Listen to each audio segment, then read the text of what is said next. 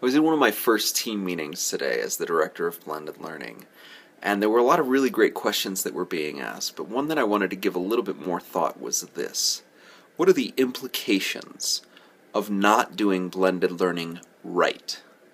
What is the harm that you can inflict by not approaching blended learning with the right perspective, not having the right resources, and not approaching it with a system in mind, but rather only with the idea of creating a blended learning program that exists in this one school, in this one moment, and doesn't really reach all of the potential of what it can be. This question really caught me off guard because I've always been of the mindset that if you are actively creating something new and you are doing it with the best of intentions, that no harm will come to the people that you are trying to serve, but that's not always the case. And she really made me think that there is something implicit about going after an initiative without actually pursuing the right purpose and having the right audience for that particular initiative. But what harm can possibly be done by doing a half-baked blended learning program,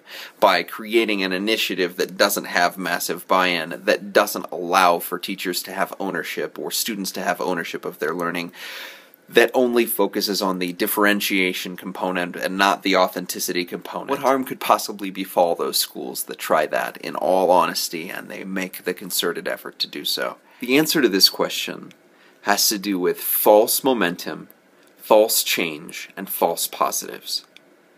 It's related to the idea that if I put a smartboard or another mobile device within a classroom, nothing actually changes. We just get excited about the shiny new thing that's within that space. The harm that we are doing is in creating false positives that we then chase down as the end-all and be-all of what we can pursue. It is creating the false momentum that we have started something worth continuing, creating that false sense of change, that we have moved the needle, that we are creating something new, and it is worthy of our time. So how do we combat the false momentum, the false change, and the false positives that are inherent within trying to implement something new?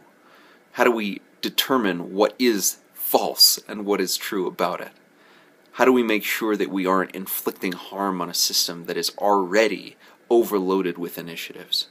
If you have ideas about how to determine what is real change from false change, what is biting off the entirety of an initiative and really creating the buy-in, and what is simply trying for the easy stuff, what is simply going after the low-hanging fruit, what is simply doing the easy work. If you have those ideas, please leave them in the comments, subscribe on YouTube, or join us in the Google Plus community for reflective practice vlogging, where we get to talk about this stuff all the time.